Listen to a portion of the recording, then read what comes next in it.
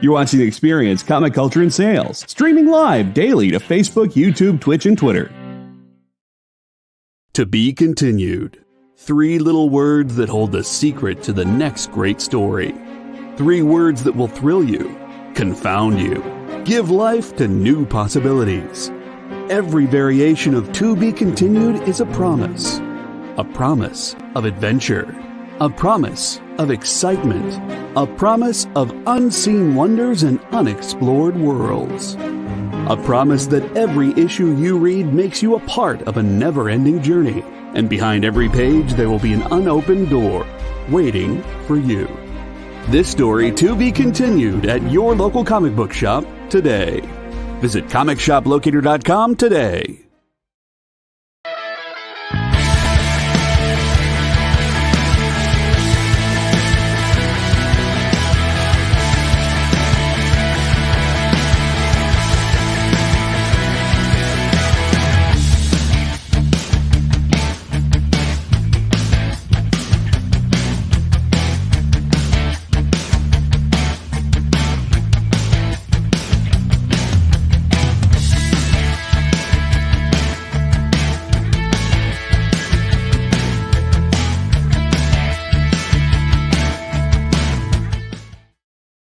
Guinness might be a record. Back then, I just paid for it. Every IMAX movie then was like $20. That might be a separate record. So yeah. We're just talking about how many times John saw Endgame. And I told him he should probably contact Guinness Book of World Records. No, I don't even want to know how many times. Tell him, John. In the first 30 days of the movie, I saw it 22 times. Oh my God! I don't think I've watched. I don't think I've watched 22 movies this year. Oh, we know. We're aware. That's okay. I probably haven't watched 22 movies in the last 5 years. Ron, actually, I was not allocated any. You have to wait until Friday night show, which will be a big show anyway, on Nick's original art show to see the Submariner CCAs, my friend. Thought we had one. There is no rack.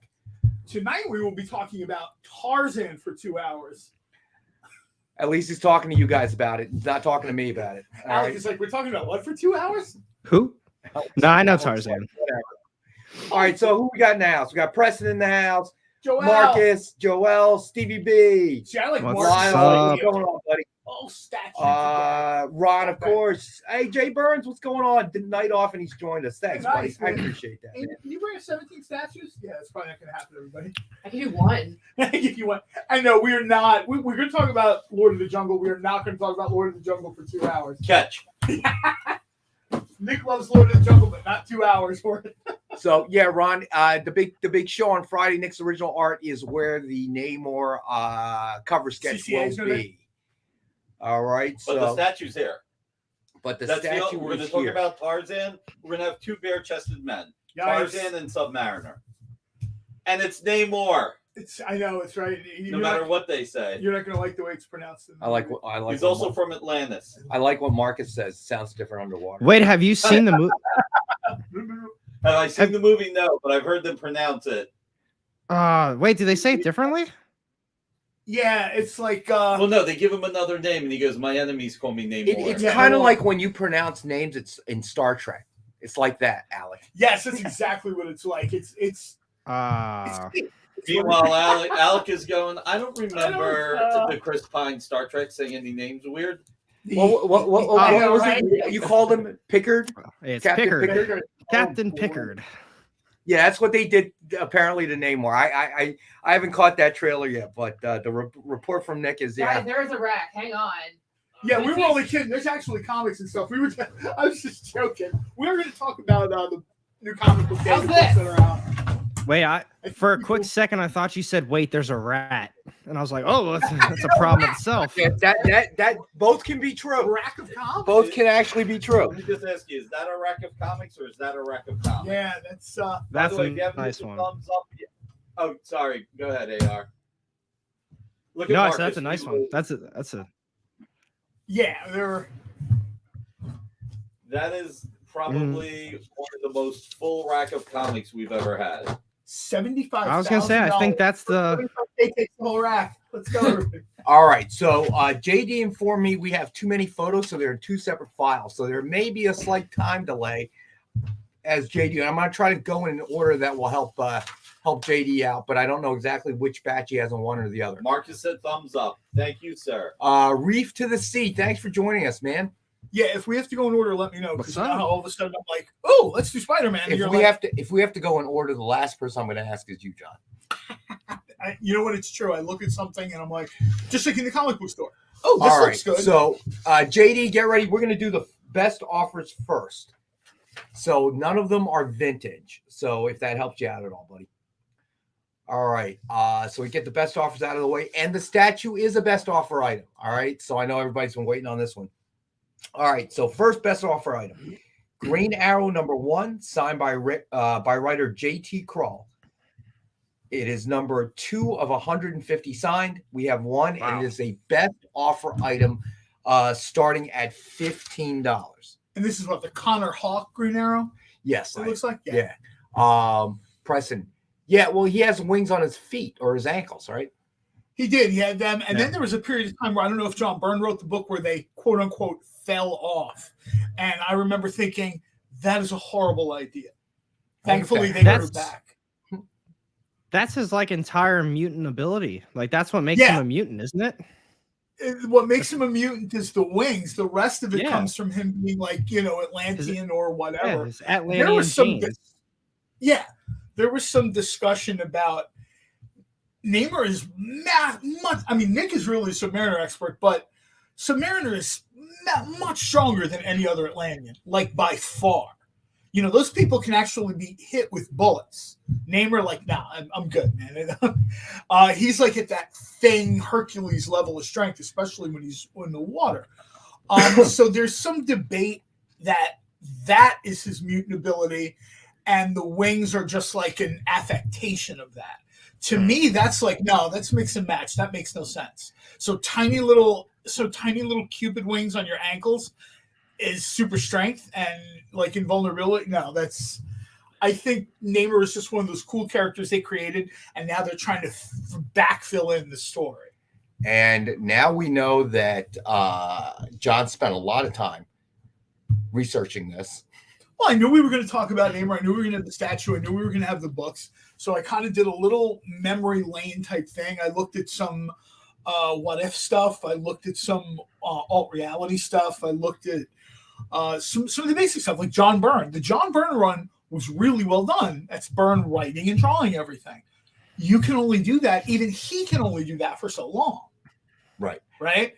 So if you get that Namor run in like the 90s, it starts off really well, and then you start having guest creators fill in, and then So Lyle says he smells strong fish smell. Joel, I like his question. Does Namor eat fish? So is he a cannibal? No, it's just Namor eats fish the same way we would eat pigs. To him, the fish are a lower life form. Like the Atlanteans are at the top of the underwater food. Well, he's at the top of the underwater food chain. Oh, Preston, good point. Namor doesn't talk to fish. Namor doesn't talk to fish, but if you go back to some of the earlier Silver Age stuff, Namor has abilities, and they've sort of kind of buried that over the years. Namor has abilities that fish have. There is an old, I think it might be Marvel Super Action, where he's fighting Iron Man. And Iron Man zaps him with electricity. And Namor zaps him back and says, an electric eel has the ability to do this, so I do. And there's this sort of, he sees in the dark. So he's not quite Aquaman, but over the years, they expanded Namor to have, these crazy ideas. And they mention it very briefly in the Maestro, which is 2021, 2022, where as he's older, because it's the future and he's older, he's lost some of those abilities. Man, you did do your homework. All right, so Jeff says Namor eats spam like the rest of us. Damn right, Jeff. Namor would go to a food boat. Or A food duck in Philadelphia, the duck, right? The duck boats. I was part of a project to have a food duck in Philadelphia. And the insurance people were like, you absolutely cannot put a pizza oven on a boat out in the river. Those things were flipping over and sinking. I got to tell you, My daughter almost didn't exist because her mom and I, when we were still married, we went to Boston and got on one of those duck boat tours. Yeah, it's a nightmare. Oh my God! So never, you can never imagine again. that both the city and the Yeah, I would insurance know that. assessor was like, "Wait a minute, you want to put a pizza oven on here?" I'm like, "Oh yes," and they were like, Lloyd's of London has to be called at that point. All right, so the next best offer book is a CCA. All right, so Absolute Carnage #1, blank variant signed with Doc Ock cover sketch by Gordon Purcell and Mariano Nicieza. Suggested retail of $149.99. It is a best offer book starting at $40. "Is Mariano still here? I'd like to bring him in and ask a few questions about his color choices." If he is, you just heard that. And he's You running heard out that? the door. He's out the door. Like, The man has avoided us by running out during the middle of a Remember tornado when we warning. used to do the tornado Okay. warning, and he was on the other side of the camera going, "Good luck," and he'd be running out the door, and we'd be like, "Why don't you stay and join us?" It was sheeting rain sideways, and the man preferred to get into his car and make the attempt to drive home during a tornado warning than hang out with us. And Come he on. lives like an hour away too. He's not next door. No, he's not an hour. It's more like 30 minutes. I don't want to say where he lives on the air Yeah, because I but don't no, want it's people like they're- sending in pitches. But No, but 30 minutes. I know because we bought my daughter's car in Pemberton. Which is okay, north. all right, yeah. So maybe you're right. So it took about a half hour. Can the other Atlanteans breathe air? Would that be a mutation for Namor? That is actually a very good question. It's not well. It is and it is a mutation. His ability to be a surface dweller, that's genetics because his mother's Atlantean and the father is a lighthouse keeper, right? So the reason he can breathe air is more to use Because he's D&D part terms, human. it's a race trait rather than like an added power. The mutation is the added power, which is the super strength and all the other weird stuff that he can do. Oh, Lyle, man, 25 below already? Where do you live? Yeah, where do you I live, sure Lyle? hope he's Are not you saying like North Jersey, man. Are you tuning in from Antarctica? Yeah, dude, are you in like northern Canada or something? How's the Wi-Fi reception up there? 5 hours north of 25. Toronto. I'm hoping you just mean like during the year it's 25. It's already 25 below zero. You got to be kidding me, You're man. in the Yukon, right? Yeah, Exactly. right. Siberia. All right, so Thank you. You see that? Somebody noticed. I got this. I love Dark Shadows. That's one of my things. I was hoping to have it in time for Robbie's Halloween shows because I wanted to talk about Dark Shadows a little bit. Some people might know this, some people might not. Dynamite had a run of Dark Shadows, which was significantly better than, and this is me throwing shade, was significantly better than what some other publishers did with that character. Dynamite's Dark Shadows was a legitimate continuation from, I remember correctly, like from the 4th season, because if you there's like 1,000 episodes of Dark Shadows. They redid storylines over and over again because it was a soap opera. But if I remember correctly, the story kind of took off. Tom Lyle, maybe, I'm trying to remember who it was, but from like the 4th season, which was sort of like the peak season of like Dark Shadows, 1969, 1970. all right. So the final Which is where this image comes from. This image comes from he's looking in the window of the old house. I'm going to have another shirt that's on the way, which is a copy of the portrait that hangs on the wall in Collinwood. All right. So next up is the statue. It is a best offer item. So the Submariner Namor statue. There you go. There we It go. is 14 and a half inches tall. Cold cast porcelain. I don't know how big it is at the base, though. It doesn't say on the box. But all right. So this is going to be available. It is a best offer item starting at 14 and a half. Like, $200. this is nice and big, man. I like this. Yeah, this is a big one. The box is even big. Look at it in comparison to John's head. I got the, if I remember correctly, from this particular set, they did a Magneto, and I have the Magneto at home, and the Magneto is really, really, really, and it's funny. I don't know if it was just the way who cast it. That particular Magneto statue has the hand out too, but he's doing like the typical Magneto thing where his hands are out, and All right. So, all right. I'm just going to go through the best offer items. Oh, all right. Preston's already in on the statue. Gotcha, Preston. Let me write Preston, you down there, seriously, this statue is so good, man. I hope you or whoever gets it. This thing is super nice. Although I remember when Nick told me to pick a statue, and I picked this, he was like, "Dude, why are you doing me like that?" I think this was going to be lost in the back. All right. So we'll do it real quick here. Let's see. All right. So the first best offer item we have of the night, Green Arrow #1, signed by writer J.T. Kroll. And it is a best offer item starting at $15. Number 2 of 150. Hey, Kenneth, what's going on, buddy? All right. And then we had Absolute Carnage #1, blank variant signed with Doc Ock cover sketch by Gordon Purcell and Mariano Nicieza. Suggested retail of $149.99 is a best offer book starting at $40. All right, and we have a ton of vintage books, Silver and Bronze Age stuff. So I'm going to try to get through some of this. Somebody mentioned, hold on. All right, you guys were talking about, yeah, I know, right? Already a Rex cap. I know it's early, Marcus. We've got a lot of products, so I wanted to get it out there. All right, so yeah, this is a busy. Ron, night tonight. Okay, Ron is at 225. Gotcha, Ron. So maybe we'll save New Comic Book Day for 7 o'clock. We come back from 7 o'clock break. Yeah, if we still have time. Does the statue have an audio track that says "Talk to the Hand"? No Stevie B, but we can have John record one for you and send it along in the package. No, it should say. What should it say? Somebody, please tell me what a Namor statue should say.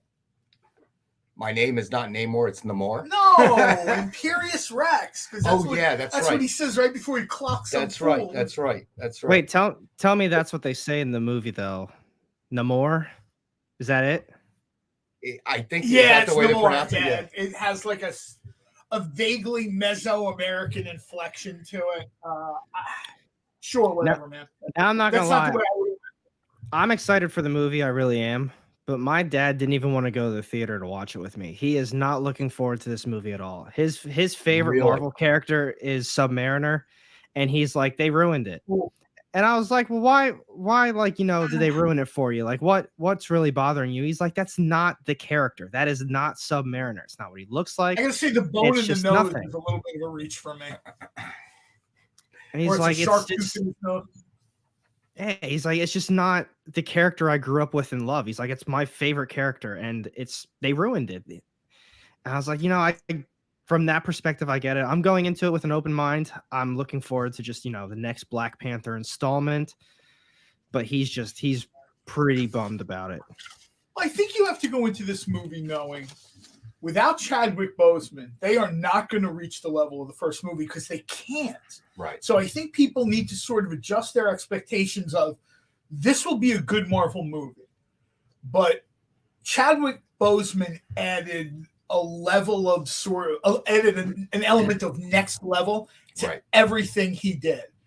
I mean, the scene in like Civil War where he looks at Captain America, let's be honest, Captain America always has in game terms what's called the presence attack. I stand there and look like Captain America, and everybody's like, all right, dude, we get it. The scene where Captain America jumps between him and Winter Soldier, and very calmly, there's no screaming or yelling, very calmly, afterwards in the car, in the vehicle, the APV where they're locked in, he was like, how long do you think you can keep this guy safe from me? I'm both the Black Panther and the King of Wakanda. How long are you and your shield going to be able to keep this guy? This is when he thinks that Winter Soldier is responsible for his father's death. And that element of next level, that's just not going to be in any Marvel movie moving forward. Right? It's just not, because he's not there. Right. Maybe another actor will bring that. He or she will add that element.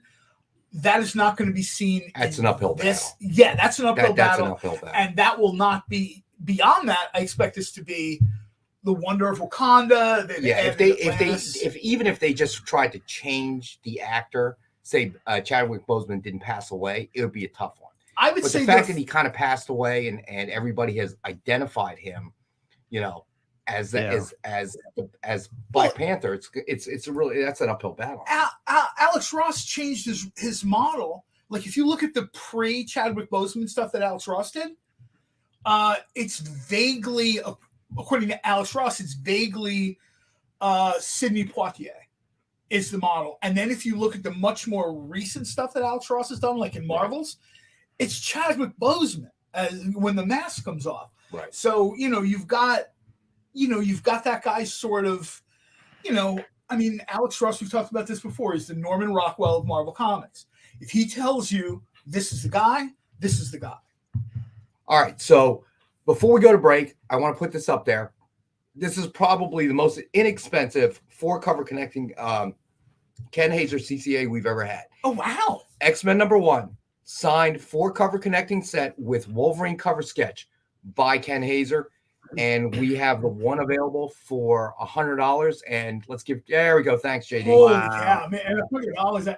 $100. I'm waiting to see who snaps this up almost immediately. And this one was awesome. done, I want to say, in 2012 because Lars Mann is claiming it. You got it, Lars Mann. Yeah, of course he is. I wouldn't wait. I wouldn't wait for that. Yeah, this one is done in 2012 because you can see where Ken has signed it. There's a Good snag, there's the year 12. So there you go. You got it, Lars, man. It's all yours, buddy. That didn't take too long. All right, and then quick. we've got a host of vintage stuff, which yeah, it didn't take long, did it, Preston? He hopped right on it. Yeah, that's as soon as you said $100, I'm like, no, you're reading that wrong. Maybe too late. I read Nick will it. come in here. That's $1,000. What have you done? I read it into reality. It's bonus days. I read it into reality. Too late. Can't do nothing about it. All right. So let's, you know what? Let's throw up a vintage book. Let's just do you have time for a vintage book? Or? Yeah, we do. Let's do. Okay, here you go. All right. So Tales to Astonish, number 71. Presumed grade of 5.0. First appearance of Seaweed Man and Lord Vashti. We have it floats around in the open market in the wild for about $30. We have the one available for $25. And Namor right on the cover. No, don't do that. I can't help it now. You'll come back up and doing this with Amy. He's not gonna let you do Namor for 2 hours on the air. Yeah, Ron. Yeah, you're not kidding. I just don't understand why they make these changes. You know, it's not like they're being this new creative, like these creative minds, like, oh, like let's just change the whole origin, let's give them a whole different name. It's like you're taking already established character, give it a name, just give the people what they want. One of the single biggest problems I've ever had with any comic book movie at all, and I've had this problem with comics, I am not so much interested in your take on the character as I am you being a responsible custodian of the character. The biggest offender of this, and he freely admits he's the biggest offender of this currently, is Nick Spencer. He cannot just accept the responsibility he was given. He's got to put his tweaks or whatever, and then not that a creator should ever be harmed with legitimately harmed or threatened, but then he wonders why he gets booed out of the building, so to speak, on social media. I hate to say it, but he brings it on himself. Now, if he's playing the role of heel, to use a pro wrestling term, that's fine. If he's doing it for sales. If he honestly thinks, well, I have something new to bring to this character. Right. So now, man, Jack Kirby created this character. I don't know how much you have to bring to this character. Write the stuff. Let somebody draw it, sell the book, and move along. So Stevie B says, what if the movie not only mispronounces Namor, but has him cry out Merciless Rex?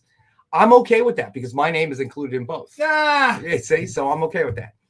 And yes, that's a big part of it. Like Alec was just saying, and a bunch of people are saying it. Why did they make these changes?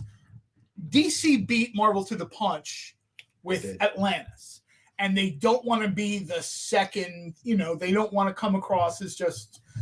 Yes, I am wearing a Barnabas Collins shirt, Lars, man. I get that though. I've seen a lot of those comments. You know, I've seen the people say that stuff like, oh, you know, DC did it first. Marvel doesn't want the match. I saw something else floating around. I don't know how true this is, that the reason Gore looked the way he was, they didn't want that to look too similar to Voldemort from Harry Potter. Plus, obviously, he wanted his own face in there because he's Christian Bale. Yeah, I've read that too. I didn't realize that. Who cares? Who cares if they already have Aquaman and they already Atlantis? You are Marvel. This is a very established character, and they came first for starters. Like Submariner was first. Because I kind of think the big money. I think the problem is the big money is coming from the general audience, which I think Mark has said something about.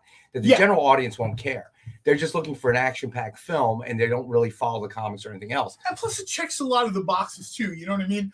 I am absolutely not at all like a big comic skate dude or reading into conspiracies or have one of those weird theory boards about I know you make up all your own conspiracy no, but and weird I think theories. a lot of times things are changed for a variety of reasons. And I think in this particular case, if they can do a twofer where they don't take a bite off of DC's apple, so to speak, and they can make the character more inclusive, that's an easy layup for them. Right. All right, so we got to go to our first break. Stay with us. And you know what? We're going to try to blow through a bunch of vintage books when we get back. All right, so stay with us. We'll be back in a couple minutes. Get the inside scoop on everything happening at the experience every week. Join our mailing list by scanning the QR code at the bottom of the screen and then watching your email inbox.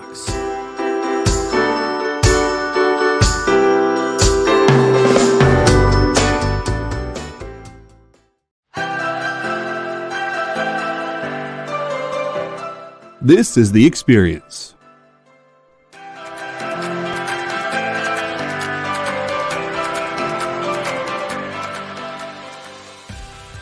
Good afternoon, everybody. Hey there, hi there, ho there. You're as welcome as can be. Hi, I'm Nancy McCann. Welcome to Friday Night Live on The Experience. Welcome, everybody. It's Fat Jack's Comic Crib. Brendan, Al, Jason, hanging out. There I am. Welcome back to Kicking It with Henry, folks. I am your host, Henry Kumpa. It's great to be here with you guys. So we are going to talk about books that are in stores this week. Hi, everybody, and welcome to Mishmash. Hello, and welcome to the Black Comics Universe, presented by Peep Game Comics. And you gotta love it that the first people in the minute to skim it are creators. Up, everybody! Welcome to another Wednesday Warriors. My name is Joey Galvez, and this is my pal Ambrosia. Hey, everybody! Welcome to Space Cadet. Hey! What's up? Welcome, everyone, for another episode of I Must Ask You a Question. Hi, everybody! Welcome to Nerd News Now. Hey, this is Rex. Welcome to Comic Collectables. Hey, hello, all you happy people. Welcome to the Dan Wickline Show. Hi, everybody, and welcome. Is the crazy show that we do on Thursdays called What's in the Box? What's in the Box? Comic culture and sales.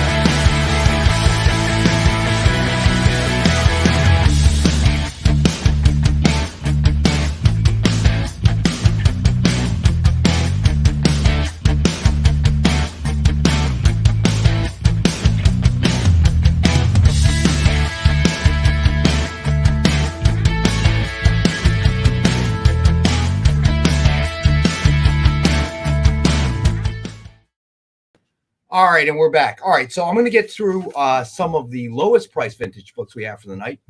All right, so next up, we got Avengers number 117. And we threw these up so fast, I don't even think we have, but it's pretty low price. It is $18. I'm going to give JD a second to find the photo because he had to split them up into two batches. There we go. All right, so Avengers number 117, of course, everything I think is going to probably have Namor on the cover. God. I can't help it now. It's stuck in my brain. You got Namor and Cap. Submariner. Yeah. When I grew up, all right, I'm done. I'm done. Your dad's having a conniption right now. Anybody who had like a parent or uncle or something that was in the Navy, the first time they heard you say submariner, they'd be like, let me stop you right there. Get out. I didn't risk my life against the Nazis, so you cannot say Preston properly. Preston, I got you, buddy.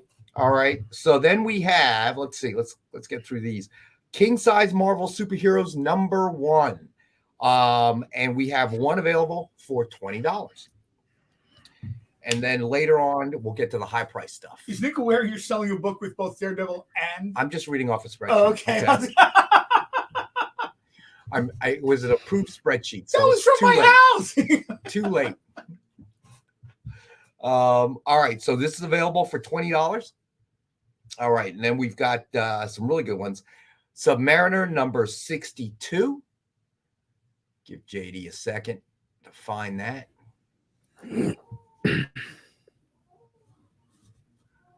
All right. Number 62 we have for $6. Oh, wow. That's some really... I'm trying to grab who's the cover artist there. It's got almost like a slight Frank Robbins energy to it. I don't know. Huh. All right, then. All right. So Lars Man's claiming 62. You got a Lars Man. We also have a few other things. One of my favorite team-up books of all time we've got up here. What? Marvel Supervillain Team-Up. Oh. I loved Marvel Supervillain Team-Up, and I remember people like, ew, why are you buying books with the bad guys? All right. So then, guess what? Okay. Good segue. Let's do Supervillain Team-Up number 13. And we have the one available. There it is. Actually, I have 8, JD. So just send him whatever. It'll be fine. Yeah. It'll be fine. All right, there we go. So $8. This one we have one available for $8. I'll tell you, this was a book though back in the day. Preston. I mean, You got it, Preston. I got you, buddy. I mean, we were in like middle school, but you may have been in middle school along with Alex's parents. But the truth is, this really kind of was like a game changer because you had Marvel Team Up and Marvel 2-in-1. Every comic collector has seen those, whether it's in a dollar bin or like a really nice copy on the wall. Having a book with villains, and I read somewhere this was a direct result of the success of the Marvel paperback Bring On the Villains, because there was Origins of Marvel Comics, Sons of Origins, and Bring On the Villains. Bring On the Villains, these were sold in bookstores too. I remember being a kid and having my mind blown because I'd never seen, I'd never seen a comic book in like a real life adult bookstore.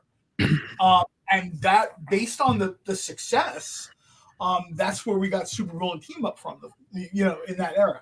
All right, so JD, you are correct, my friend. So we're going to go back to the one that you flashed first, Supervillain Team Up number 1, and we have the one available for $10. Yeah, that's the one you flashed first. And actually, I think we got 4, my friend. We got a giant size one, which we'll do next. All right, so Supervillain Team Up number 1, and we have one available for $10. And these are going to be our lowest priced vintage books that we have for the night. Let's figure I'd get those out of the way quick for any vintage buyers out there. All right, so Lars Man. Oh, I'm sorry, Lars Man. Preston Beach to it, my friend. I do really like that cover. All right, so I got you down, Preston. I'm excited for Doom too. I heard a lot of people, they were kind of floating around a potential cutscene with Doom, like an end credit. Yeah. We'll see. It would be. I feel like if they introduce Doom at all, this would be a good end credit movie to have him. But it's a little too early. I feel like it doesn't really make too much sense. I think it depends a little bit on if they're going to do Doom as like a monarch of Latveria. You see what I mean? Because essentially, you've got 2 sovereign nations going to war, right? It would make sense that the leader of another sovereign nation with, let's be honest, advanced technology, superpowered weapons, whatever you want to call it, would be interested. Right. Those 2 fighting benefit Doom if, instead of being some corporate guy or whatever terrible versions they've come up with of Doom in the past, if they actually have them as like a monarch. What, you didn't like that one? Oh, I don't know. It hurts when they do stuff like that. It's okay. When I see a version of a character in a movie that's not right, just like if I see a version of a character in a comic that's not right, I feel like saying to the creator, don't hurt yourself. Ask me first. Just, don't. There have been Vampirella creators which over the years, I've been like, and I consider Nick a friend, so I don't say anything. But if I saw this guy at a con, I'd be like, never do that again. And I mean, never. All right. So let me see. All right. So let's do the last one. So looks like Lars Man and Preston are big fans of the vintage. So this is another really inexpensive one. Giant size supervillain team up number 2. And we have one available for $8. And John, all right, John Spilios, what's going on, buddy? So currently the Submariner statue, Ron is in the lead at $225. Thank you, Preston. It always helps when the viewers are paying attention because I'm not. All right, so this one obviously has Namor and Doom on the cover. All right, and this one is available as well for Namor's in the proper costume. For $8. I don't know if I haven't asked Nick. I don't know if Nick prefers green banana hammock Namor or the black. The black. There's been a couple different versions of that outfit. One was armor. This one had wings. There's one where it's been like. All right, I got you, John. Shark skin. All right, so that puts John Spilios in the lead at $230. Yeah, Stevie B. These weren't sitting in a warehouse. Stevie B. The answer is probably yes. I was going to say yes. All right, so Ron is up to $250. So I would imagine that some of them we got, some of them probably from Nick's collection. Who knows? Obviously, Submariner is one of Nick's favorite characters. So it's not Nick's got a ton of stuff in his office. If you want to just get something, just go. Right. But I don't usually ask. Okay, they hand me the books, and I don't determine which one we bought the collection from or which one's from Nick's collection. I ask way too much information I don't need. By the way, the statue's from 2005, so this is really a classic. They only made 1,000 of them. All right. So real quick, as far as the Namor books, yes, they are. You're doing it now too. What? You're mispronouncing it. Namor. It is Namor. No, it's Namor. Oh boy! Now we found a third way to pronounce it. Namor. This is why he's the Submariner. Period. Well, apparently not in the movie because no, it's different. It's Aquakakitota. Yeah, I know. I can't say it. All kidding aside, I to me, huh? I was born 1,000 Well, years Amy's going on Thursday night, so we'll all get educated on Friday. All right, John's up to 275. Yes, gotcha, John. Basically, I was talked into putting in some of my doubles of my Submariner books. Talked into someone who's no longer with the company now. All right, so that's a good idea. You're fired. I'm losing comics. All right. Oh, Ronald's up to 300 on the statue. Ron, I got you, buddy. I mean it. I'm pretty comfortable saying we're not going to have this again. Well, yeah, we only have one. No, that's what I'm saying. Really Like, only have it's not one. like this is going to be like one and done because I looked around a little bit. There's not like a ton of these out there. Well, there's definitely only one here. I'm just saying. You want me to go get the other one from Nick's office? There is no other one, bro. We bought this in the wild. All right, so John's up to 325. All right, and Preston, you're claiming supervillains too. Gotcha, buddy. Gotcha. All right, so that one's gone. That one goes to, let me see, Preston. I hope whoever wins this, Ron's at 350 right now. I hope they go to see the movie and they sit this in their lap. All right, so Ron's at 350. Like an empty seat here for popcorn and soda, and they sit the statue box on their lap. I might actually be going to see it tomorrow afternoon. Really? Yeah, me too. I'm going to see it at 3:30. I thought you Now said it you actually- had tickets for like 10. I do. I got tickets for 3:30. I have 9 tickets for Thursday, Friday, Saturday, Sunday. All right, so Oh John is my up to God. 375. Gotcha, They John. really God, enabled I me just when don't get it. when they What? did the I Regal don't get it. Unlimited thing. That they really just, like you said, it broke the company, right? They let me see movies. They let me pay once and see 10 movies, and they went bankrupt. Now I gotta ask Yeah. you. We always talk about how many times you go to a movie theater. I don't think we've ever actually established how far do you live from the movie theater. Oh, not far. 4 miles? Maybe I think it's 4 point You live something near miles. Rancocas? So maybe 10 I live minutes. by the college. The college? Yeah. What college? Rowan at Burlington. It's. Oh, you live back there? Yeah. I thought for some reason I thought you lived in Rancocas. No. I don't live quite that far out. Yeah, 4 miles, not even. Yeah. All right. Because it takes me about 10 minutes to get here, and it takes 5 minutes to get to the movies from here, which is why a lot of times I'll go see a 3:00 movie, and I'll be here for at 5:30 for the show. All right. So Ron is at 400. John's going to Disney World to watch Black Panther. I've never been to a movie theater in Disney World. Both Disney World and Universal have amazing theaters. I'm sure, but I've spent all this money to go to Disney. I ain't watching no movie. That's 2 hours of my life I could be spending waiting in the line somewhere. Yeah. Oh my God. There's a really nice the theaters at Universal City Walk. If you live there, I mean I could see doing that. But if you're there for the parks, the problem with City Walk is we camp out at Margaritaville. And we get tickets to like the late movie of the night. So there's 5 or 6 of us, and we've been at Margaritaville since 3 or 4 o'clock. We stumble over to see like a 10 o'clock movie, and they're like, "Oh no." Yeah, Preston. If it goes over 500, will John deliver it in person? Yeah, after you sign a waiver, because Dynamic Forces doesn't want to be legally responsible for whatever John may say or do. So if the person really wants it. Delivered by John. What are you talking about? Didn't you hear we'll stick them in the Amazon truck. I got no problem with that. Did you see on Instagram how I asked Ken to sign my next book? I want him to sign my next book. Dear John, the greatest thing to happen to Dynamite since Nick Barucci. I mean, the creators and stuff help too. And he said no.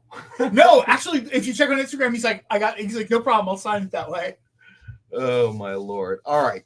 So let me see. All right, just double checking on the statue. All right, so we're Ron's in the lead at 400 currently.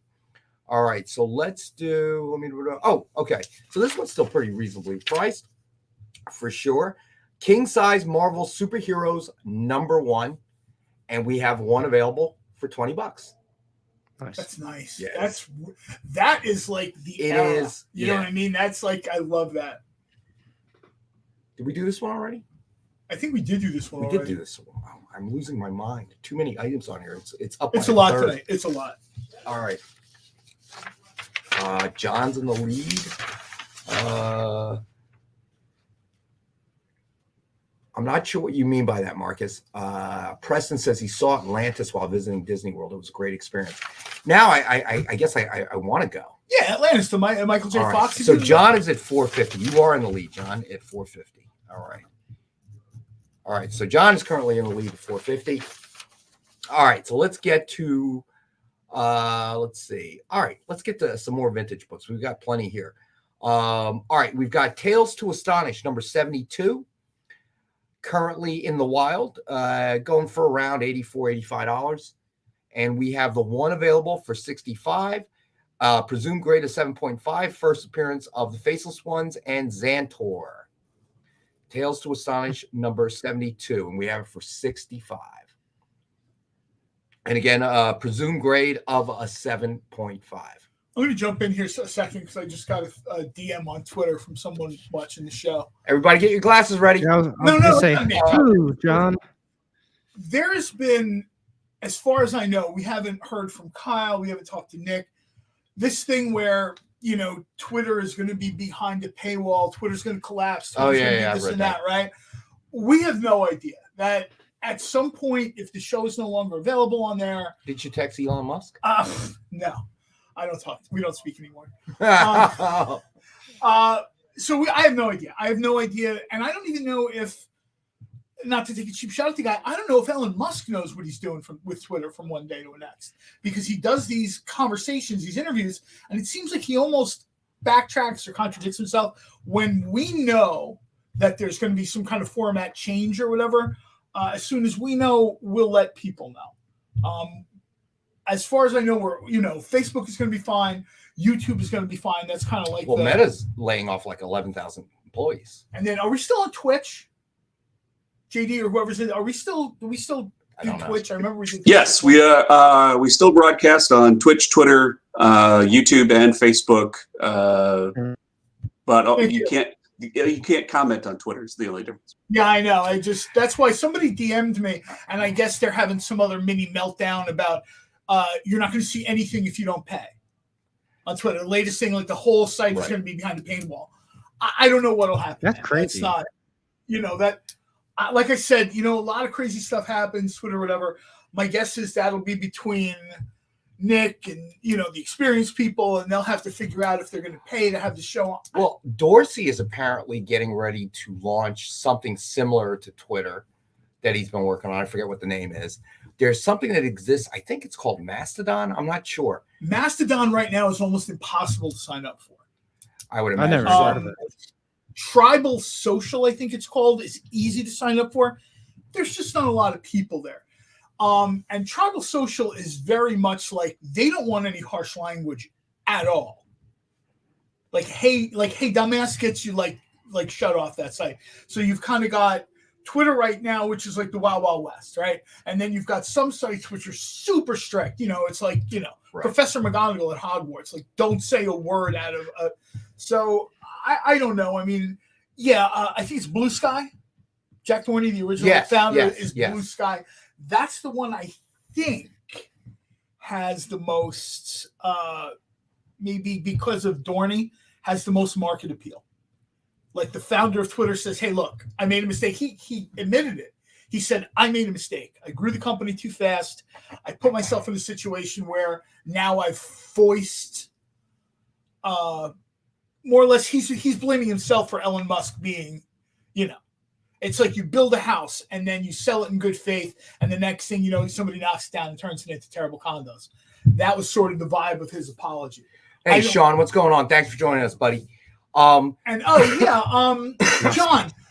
MySpace forever. I know this sounds terrible. I tend to see some of the cosplay covers a little bit before everybody else because I talk to the cosplayers pretty regularly.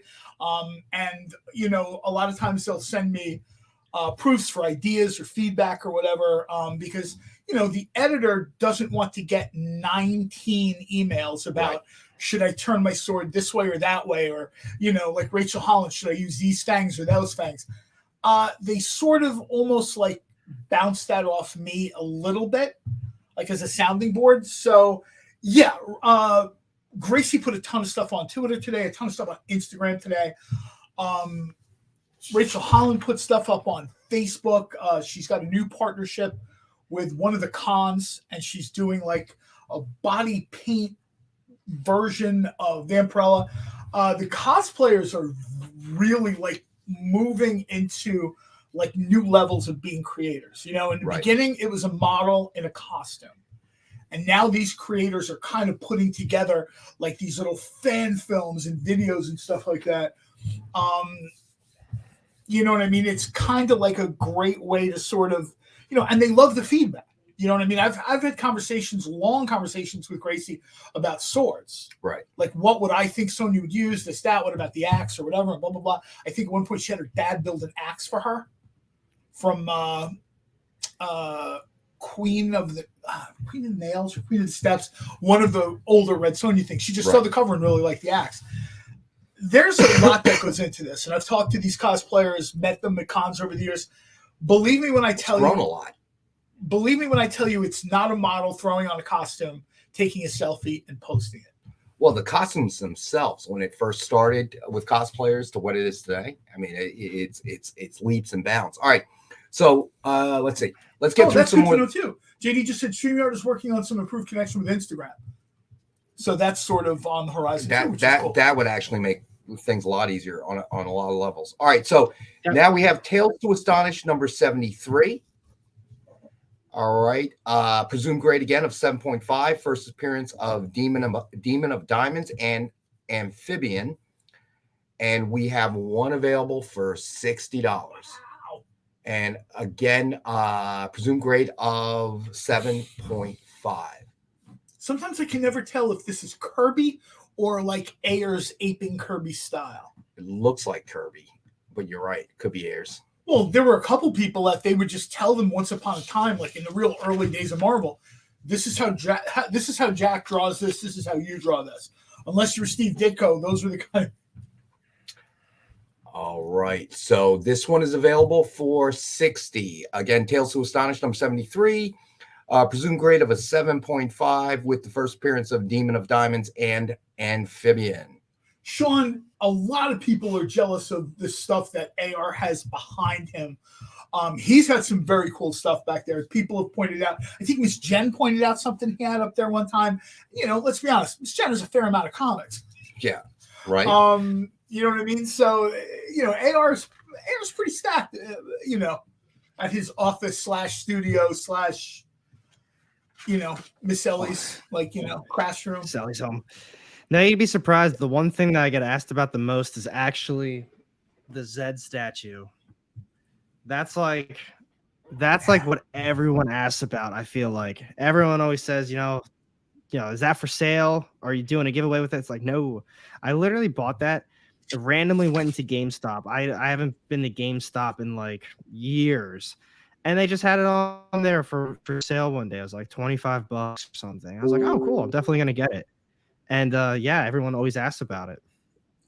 All right. So before we go to break, John Spilios is asking John Cole, let's hear your love for Lord of the Jungle. Why don't we do this? When we come back at 7 o'clock, we're going to take a very short break from the books and talk about New Comic Book Day, what AR saw, what we had come out this week here. Short answer, I love Lord of the Jungle #1. We'll get into that when we come back from the break. The other thing that John mentioned was he thinks Gracie is the best cosplayer of Red Sonja. For me, I always think this. The same way I think artists, their style fits certain characters, I think certain cosplayers have a better connection. Right. I don't know right now if anybody is doing a better Red Sonja cosplay than Gracie. Right.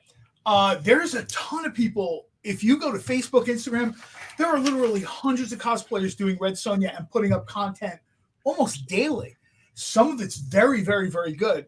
I haven't seen anything above her level. I'm trying to be careful when I say this because I don't want to bag on another cosplayer. You know, we've had some great cosplayers over the years do Red Sonja.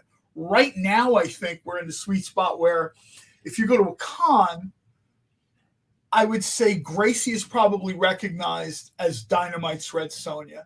Just the way I talk to Rachel Holland a lot, actually, and she goes to these cons and she is instantly recognized as Vampirella. And we've had probably more than a dozen cosplayers, probably closer to 20 over the years, do Vampirella. For some reason, the fans have kind of jumped on her as this is our Vampirella. You know, which is great. That's why she keeps being on the covers. No, exactly. All right, so let's get another book out before we have to go to our next break. We have Flash #1 signed by writer Brian Buccellato. I hope I didn't butcher his name. Amy's going to come in here and tell you you're mispronouncing names again. Whatever. All right, and we have one available, number 4 of 150 for $19.56. I love that cover, though. All right, so that is available tonight. They've done this kind of view of the Flash several times. I don't know who was the first person to do it. They could do it every month and I'd be happy. The one I picked was a Flash book, and I'm not a huge reader of the Flash, but they did one with the Reverse Flash, and everything was sort of opposite. The lightning was red, the costume was yellow. I literally walked into the store, saw that, and went doink. So, all right, so we'll talk about New Comic Book Day when we come back from the 7 o'clock break, and then John will profess his love for King of Lord of the Jungle. Lord of the Jungle. That my friend Dan Jurgens is one. No, actually, it's Nick's friend. Stan Boom. Okay, get your glass ready, people. And then we will also have, and this is one of our special vintage books of the night, FF number 52, which is the first Black Panther appearance. So we'll do that after. Ooh, nice. After That's a big John one. and Alec and whoever else wants to jump in, and John will gush. You about guys go Lord of the online Jungle. and take out home equity loans because we got some really cool stuff when we come. Home equity loan. a revolving credit line. All right, so Sean, you're right. Dan Jurgens was good with Miss Jen. He talked to Nick. We've got a bunch of kind of interviews that he's done over the. That's a guy who gets it. His life is comics. All right, so you know what? We're gonna go to our next break. We'll be back in a couple minutes. Stay with us. Did you know that every experience show, including some exclusive content, streams on Twitch? Check it out, twitch.tv/the_EXP. Or just scan that QR code.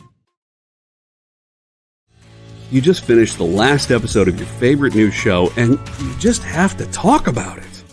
But all your friends are ghosting you because of that incident last week at the buffet. Oh, you know the one. What you did to that chowder. Ugh. So what do? Join writer Dan Wickline as he breaks down all your favorite pop culture media. Whether it's a review of the latest nerdy TV show or a dive back into the history of your favorite comic characters, Dan's ready to discuss all the hottest topics live. Join the conversation as Dan live streams Tuesday through Thursday at 5 Eastern, 2 Pacific on Twitch, Twitter, YouTube, and Facebook. The Dan Wickline Show, on The Experience, Comic Culture and Sales.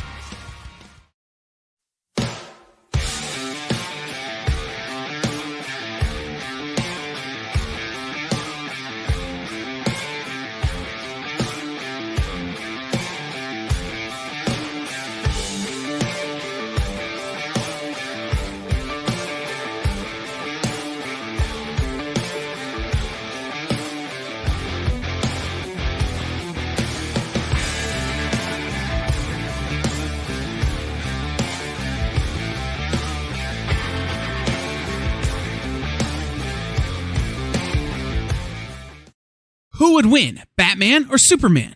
It's the age-old debate, except it's so much more complicated than that. Nerd Killer Warfare every week on The Experience is your chance to debate other nerds in the questions we've all been asking for years, except we take those debates and turn them up to 11. Go to bit.ly/EXP casting or scan the QR code to be part of the show.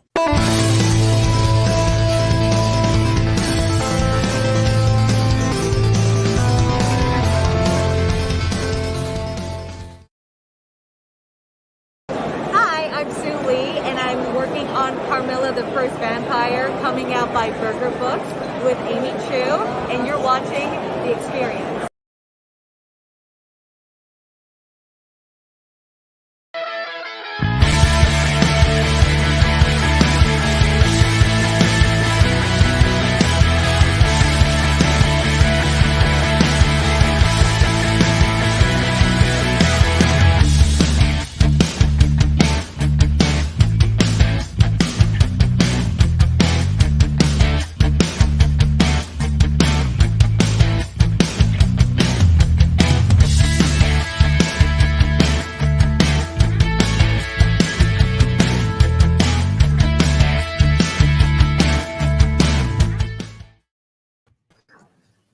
Back. We are. All right, so we're going to take a very short break from the books because there's a lot of them. I want to talk about New Comic Book Day this week. AR, what did you see this week that you liked? Boom Studios had a new one, Specs, and it's written by, I don't want to say his last name wrong, but it's David Boer, and wow, I was thoroughly impressed with it. I just feel like as far as like a story goes, it hit all of the elements for like a very well told story, and it kind of caught me off guard. Superhero stuff? I want a mystery, maybe horror, kind of in the horror realm. So it's like these kids. I don't want to spoil it or anything, but yeah, just a little bit about it. It's like you got these kids and they're bullied, and it's one of those. Like an old comic book ad in the back, like, x-ray glasses, like some dumb stuff like that. But it's like these glasses that let you grant wishes, and they can, they get the glasses and it comes true. Like you can grant wishes and things go from there. So it really just like, I feel like I can't hype it up enough. Like as far as storytelling goes, like it really hit you with a hook right in the beginning, and it drawed you in. It piqued curiosity. It had emotion in it and just mystery behind it. It was, he nailed it. He absolutely nailed that one. Very cool. I was impressed. Now I want to say for John, John mentioned Fantastic Four, it says it was pretty bad. I actually looked at it on Tuesday when my shop was like going through all the books. I didn't read it. I didn't pick it up. I couldn't believe though for a first issue they kind of went that type of direction. It's like a brand new first issue for an ongoing series. And it was like it looked as if it would be a tie-in or like a one shot. And I was like, oh my gosh, that's not off to a good start. I hate to say it, but we've talked about this before. We've talked about it with AR. We've talked about it with Robbie. I have this sinking feeling. The Fantastic Four is a property kind of rooted in a certain time frame. You've mentioned this before. And nobody seems to be able to get it right. Now, fine. Alex Ross did a great Fantastic Four story. He's not doing that every month. He decides, I'm going to do the Fantastic Four. Marvel's like, do whatever you want, man. Your money. And the story is great, but then he's done. And then you're trying to kind of get these. It seems like when they do something a few years back that they did Fantastic Four First Family, when they do sign these kind of limited series, miniseries type things set in the appropriate time period, it's great. And as soon as they try to turn, the Fantastic Four into something it's not or something it wasn't intended to be, it doesn't last. Right. The further you got away from the 60s, the worse the book got. It was canceled, brought back, canceled, brought back. I think that's why the movies were sort of, not great. I think everybody in the Fantastic Four, and I was in a panel years ago with Mark Waid talking about all these different things. That's a name drop. That is. You just said you were in a panel talking to Mark Waid. That's a name with drop. like 500 people. Let's be clear. People were asking questions. It's not like him and I were. Are you telling our viewers they have to drink 500 shots now? And somebody asked about the Fantastic Four, and he said he always felt like, in terms of storytelling, and he said, I know that people disagree with this, and that's fine. The story peaks at Galactus. Right. You've got this huge buildup, scientists, this, that, whatever, blah, blah, blah.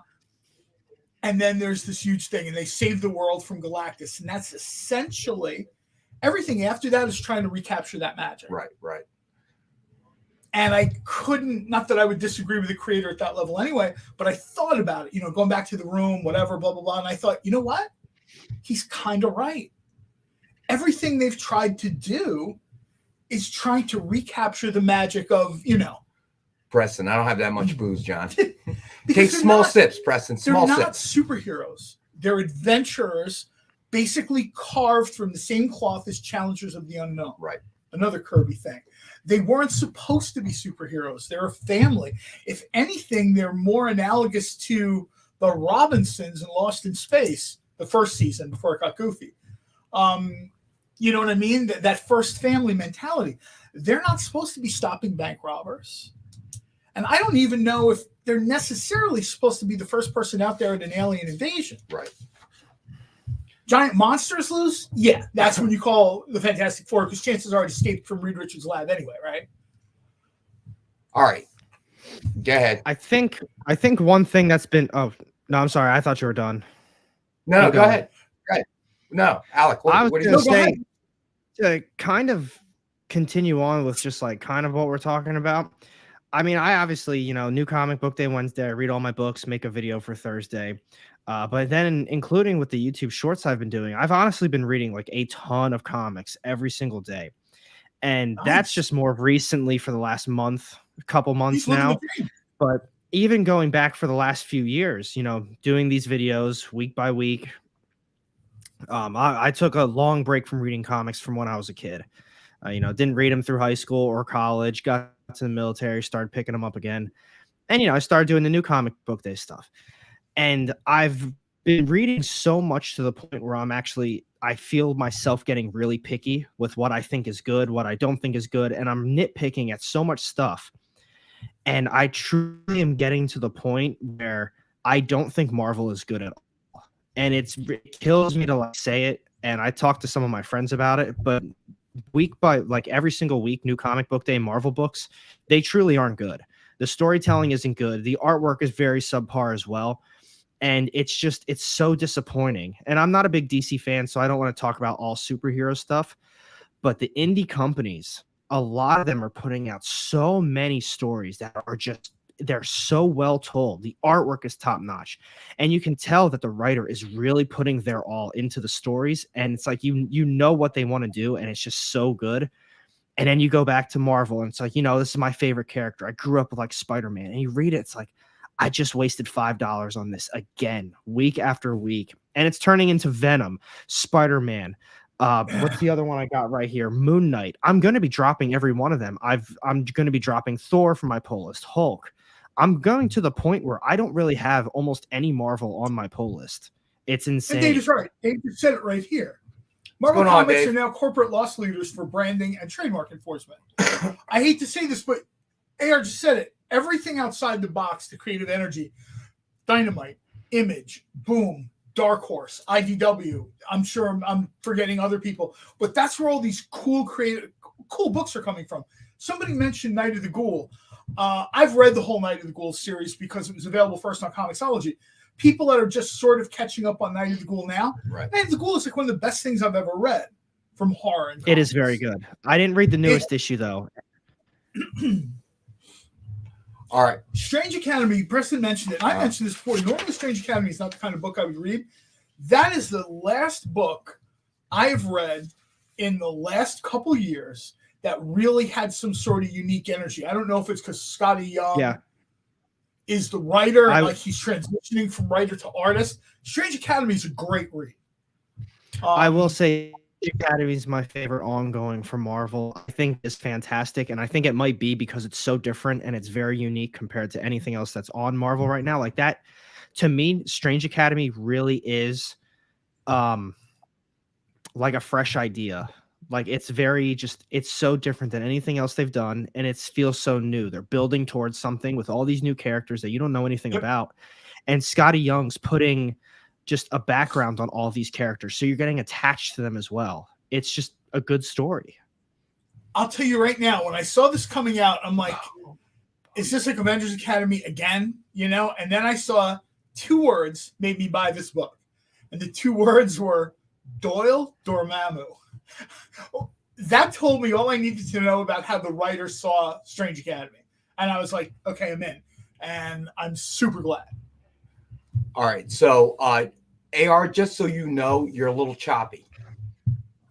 I believe just so you know. He's got a lot going on. He said he's reading a ton of comics and stuff. Well, no. I mean, you meant the stream. Yeah, I mean the real quick to kind of bro. finish up this new comic book day thing. Dynamite had 3 books this week. Garbage Pail Kids continues to just kill it. That nostalgia vibe is being mined and people love it.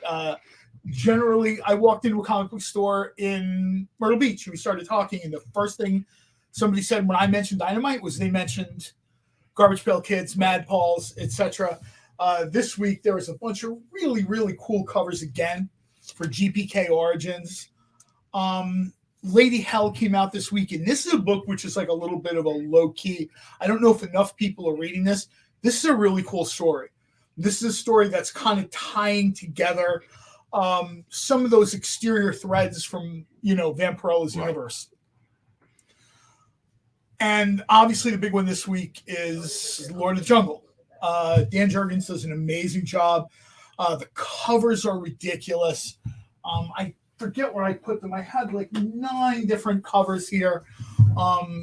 Some of these are already in my car. The homage done by Daniel Main in particular. Amazing Fantasy 15. I'm just going to run up to the camera and hold this because I know that none of these pictures are there. Shut your eyes. Why? You're going to run up to the camera, dude. Not well. With the bug.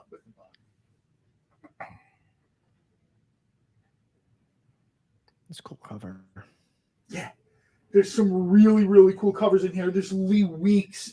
There's I'm not going to run through everybody right now, but I'll tell you right now, if you have any sort of interest in the Tarzan character, Nick told me a little while ago, so this isn't sort of like a rumor. Nick literally told me before the show started, they had to wait a while so Dan could fit this into his schedule. Right. And it's not like, with all due respect to Dan Jurgens, it's not like he's the only creator in the world.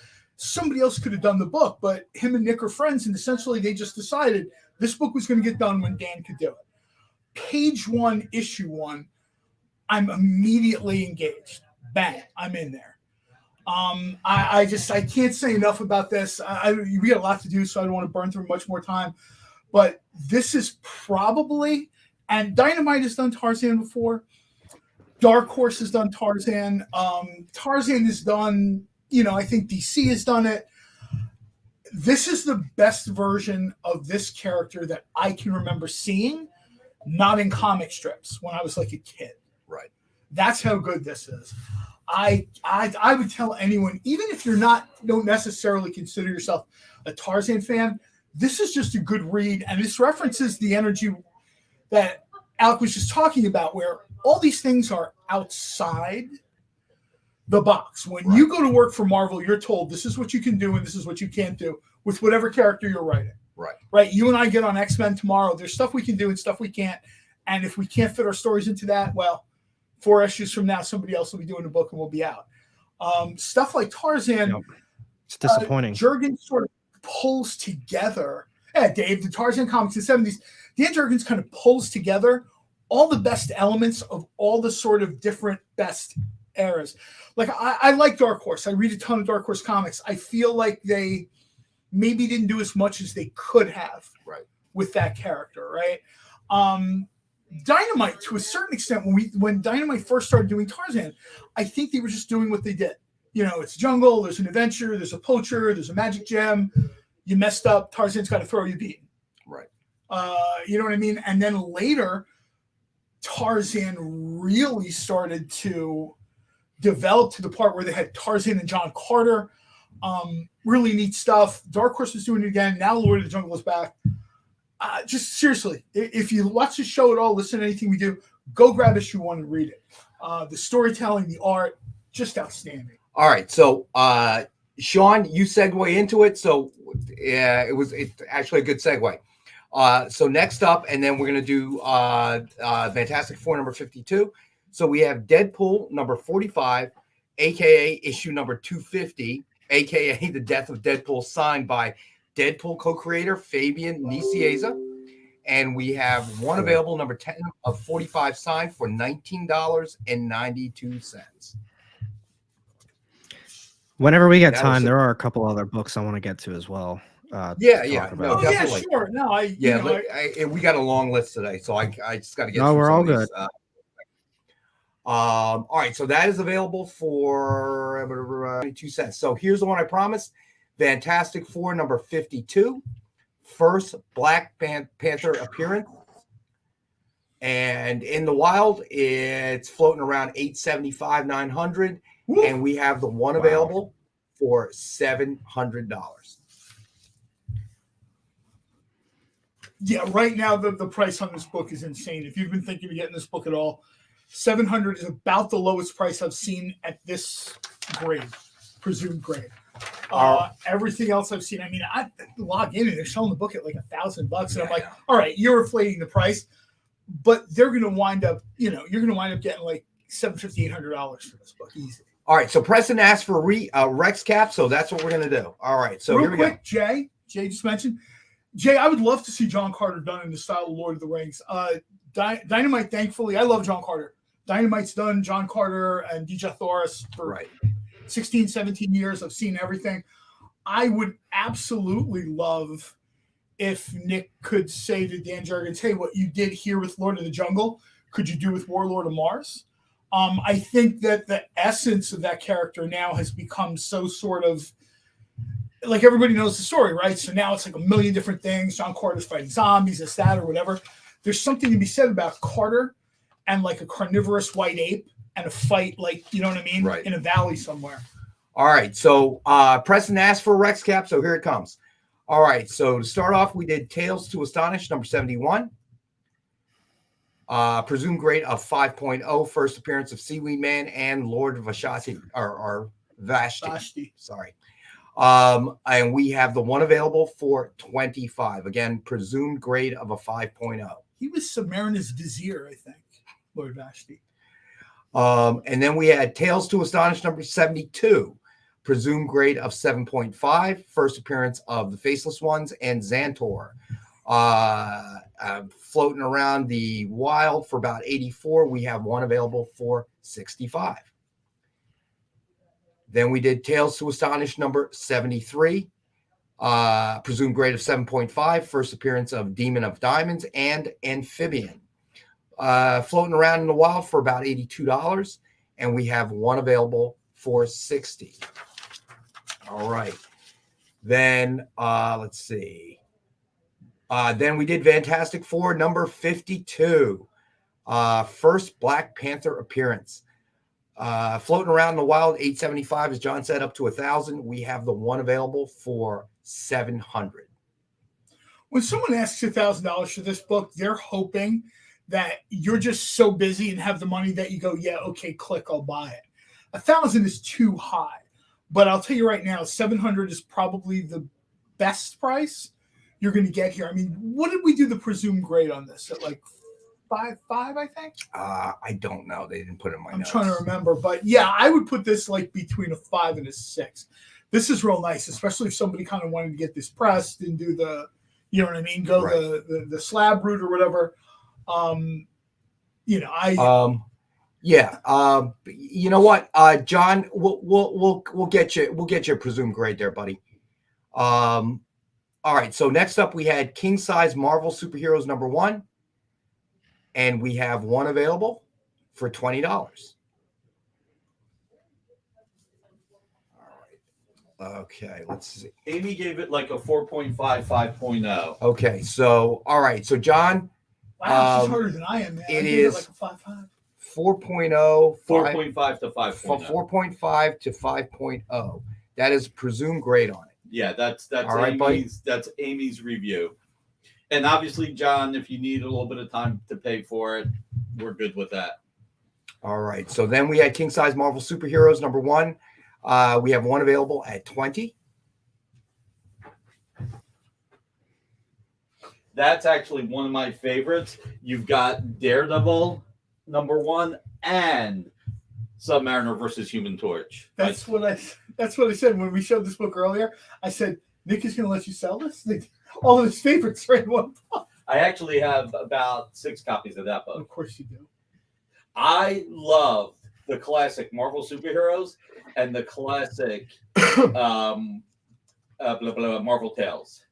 Before they went into single reprint books, when they were multiple books, Yeah. love those. I have multiple copies of all of them. Of course you do. All right. So then next up we The have humble brag. I have everything. Yeah. Flash number 1, signed by artist-writer Brian Buccellato. Not sure if I got that right. So we have one available. When you hear from his lawyer, you'll know you did. Yeah, right. We have one available for $19.56. Marvel Superheroes. You know what? Let's take a look. Hold on. Which one? Let's see. Bear with me 1 second, buddy. That's what happens when we're overloaded. Yeah, we are. We really have a ton of stuff. That's why we're a little. King Size Marvel Superheroes. Let's see. You see it up there, John? If I have to leave this chair again, no one wants to see that. What do you think, John? I would probably put this in a 4. Which one?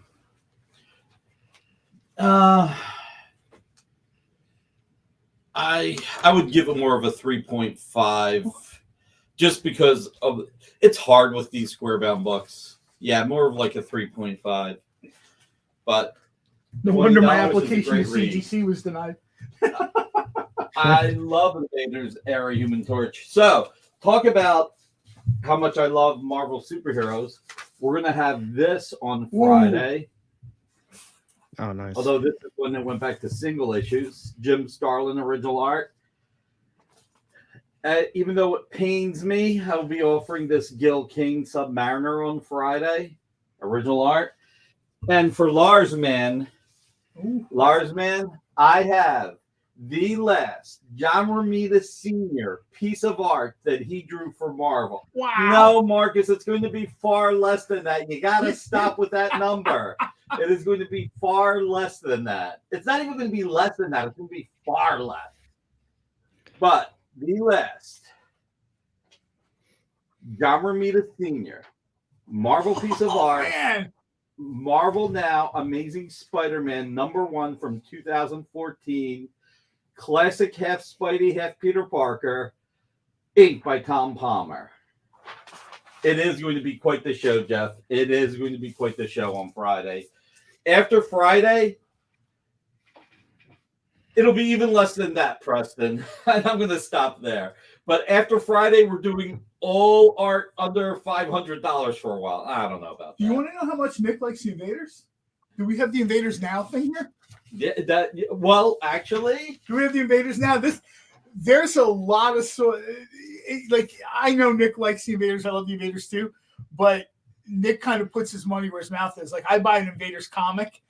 Nick published Invaders Now, which was like a Dynamic Forces Marvel joint type thing. All right, I think he might have it in there.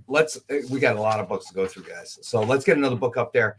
We got Invincible Iron Man number 600, blank variant signed with Emma Frost, cover sketch by Geoffrey Gwynn and Mariano Nicieza. It's cool. Suggested retail $49.99. We have the one available for $75. And you know what? I never finished the recap. In Marvel's 80-year history, 80-plus year history, I knew he was going to do it. The only company that ever packaged books for Marvel that had their logo on the books, not Top Cow, not Wildstorm, not Extreme, no one else. We are the only company that ever had our logo on a Marvel book, packaging a Marvel book. And this is from John Romita Sr.'s personal collection. It says, from the collection of John Romita. So this will be available on Friday. And let me tell you, I love Union Jack. So this, if it sells, is going to be a heartbreaker. But it'll make somebody happy. So actually found a John Romita Sr. CoverCon exclusive. Cool, Sean. That's awesome. That's very cool. Hey, everybody. But Nick's not bragging, Mike. Listen, let me tell you something. All the hard work everybody at Dynamite put into creating comics over all these years. Do you know how proud that is to be the only publisher to have our logo on a book that was packaged? Not a crossover with our characters and Marvel characters, but that we purely packaged. Everybody worked hard. So I am proud, not just for us, but not only for me, obviously, but for all the employees that worked hard for it and all the fans. So, Sean, if you got that, that sounds like a good deal. Not knowing what the book is, man, jump on it. So I'm going to let you guys go. I know this show might run a little late tonight with everything going. I will say the FF 147, 148, and 149 are beautiful books. Oh. All right. So then we had Green Arrow #1, signed by writer J.T. Kroll. Best offer book starting at $15. #2 of 150. And then we had Absolute Carnage #1, blank variant signed with Doc Ock, cover sketch by Gordon Purcell and Mariano Nicieza. Suggested retail of $149.99. It is a best offer book starting at $40. And then finally, I know Dave was in the house, not sure if he's still there, but the Submariner Namor statue.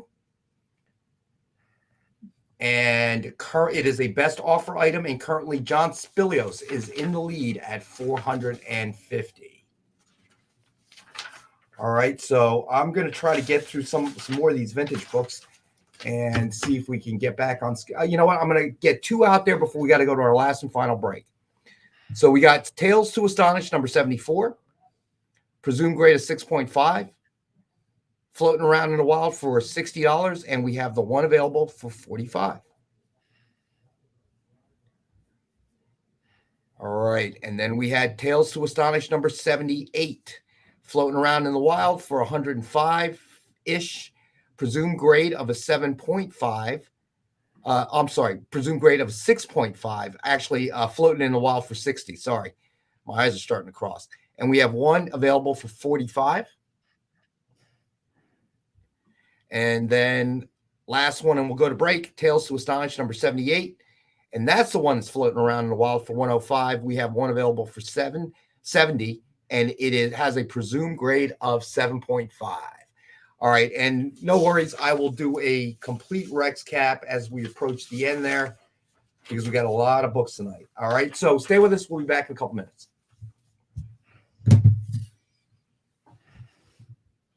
Or not. Or not. Or not. Get the inside scoop on everything happening. Get the inside scoop on everything happening at the experience every week. Join our mailing list by scanning the QR code at the bottom of the screen and then watching your email inbox.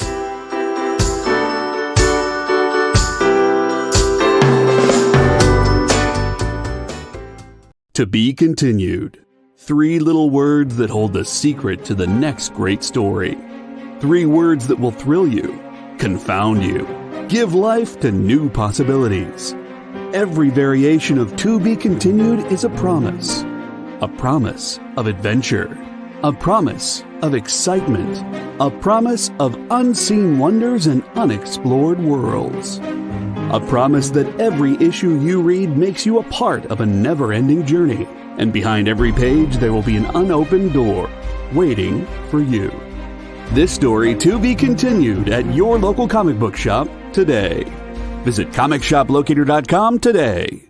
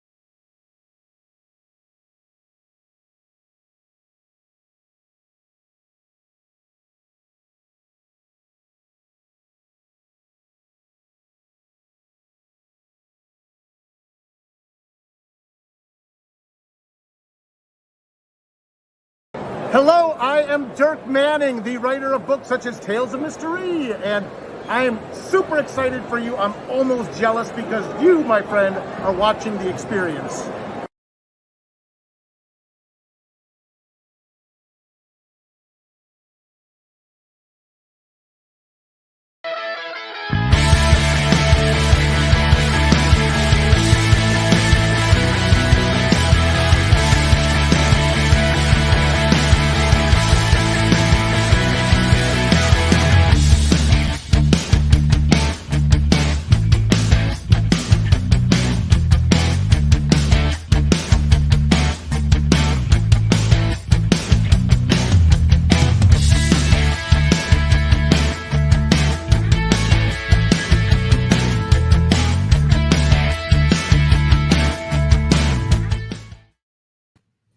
All right, and we're back, and Alec is still fuzzy.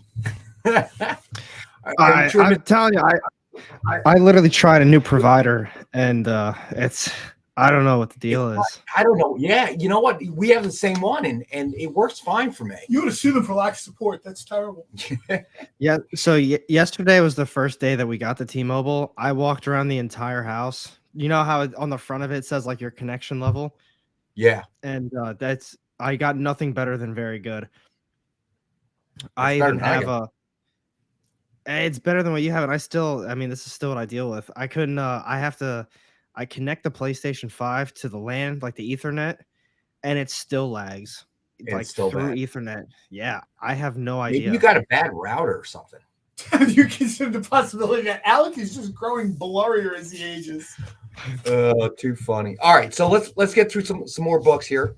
All right, this one's a neat one. X-Men #6. Presumed grade of 4.0. Namor is established as a mutant in this issue. Floating around the wild for about 5.5, maybe 600. And we have one available for 450. I don't know if this is Kirby or if this is where Jay Gavin, I think, was his nom de plume, but Werner Roth was the artist. You know what I mean? Because I think we talked about this before. They had they had bench guys, doing the Kirby style. And I remember Jay Gavin. There were a couple people that was Jay Gavin, but the primary one I read was Werner Roth. And I didn't ask Nick how he felt. How does he feel about like the red-orange tights? Oh yeah, that's right. We've seen that quite a bit.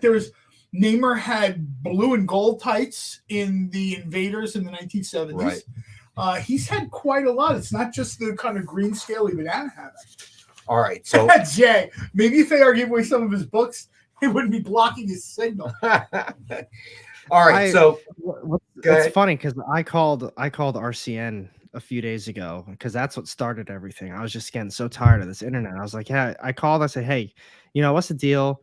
I reset the router. What am I paying for? I feel like I purchased the best internet that you guys possibly offer. And she was like, yes, sir, you're paying for this, blah, blah, blah. It's the highest thing. And she follows it up, but she's like, oh, I noticed you're paying too much money for it too. She's lowered your bill by X amount of money. And I was like, oh, okay, thank you. And I was like, so what's going on with it? She's like, no, it says your internet, it's perfectly fine. I said, then why is it so bad? And she's like, it's like, it's got to be your internet, right? That's still perfectly fine. So I swapped to T-Mobile, and you get a 15-day trial. So I was like, worst case scenario, I get to try this out. I can see what works and what doesn't work. And I was like, right off the bat, it worked like exactly the same, like no better, no worse. And I was like, oh my God, so there's weird. no winning right now. Do you live in some kind of like rural area, or are you like, sitting on like an iron deposit? Last interruption of the day. At least we think. Amy just talked me into something. Oh. So, everybody, I'm going to go through this quickly. Pick 2 items that can go on the air on Friday. Iron Man with an Iron Man commission cover art. This is all Bob Layton, by the way. Yeah, it's Bob Layton, right? All right. Ant-Man commission cover art. Oh, big deal. Captain America commission cover art. Remember, we're only going to put 2 on Friday, maybe 3. Look at that. There's already so much for Friday. I don't know what more we could add. Thor. Another Iron Man. This is really cool. He really loves Iron Man, doesn't he? Well, Marcus says the CCAs will sell. Showcase number 4. The classic Iron Man cover with him putting the armor on. He played with it with Dr. Doom on. So far, Joel says Thor, Ant-Man. I'm actually with that too. Thor, Phil Butler. Iron Man with the nose, with the Gene Colan nose. Or is it Herb Trimpe? I think it's Herb Trimpe that did the nose, right? JLA Avengers. So let's see. We got that Iron Man. This money will go, actually, the money will go to charity, cancer research. This money will go to cancer research. You're going to need a longer show for all this awesome art. No, we're going to try and do it all in an hour still. Hour and 15 No, he meant minutes tonight. time. We need 3 hours to go through all this stuff. Dr. Doom is a no-brainer. Captain America. I almost feel like I got to do one of the Captain Americas for Alberto. We'll go with 3. Is the JLA Avengers thing? We're getting a lot of CCAs.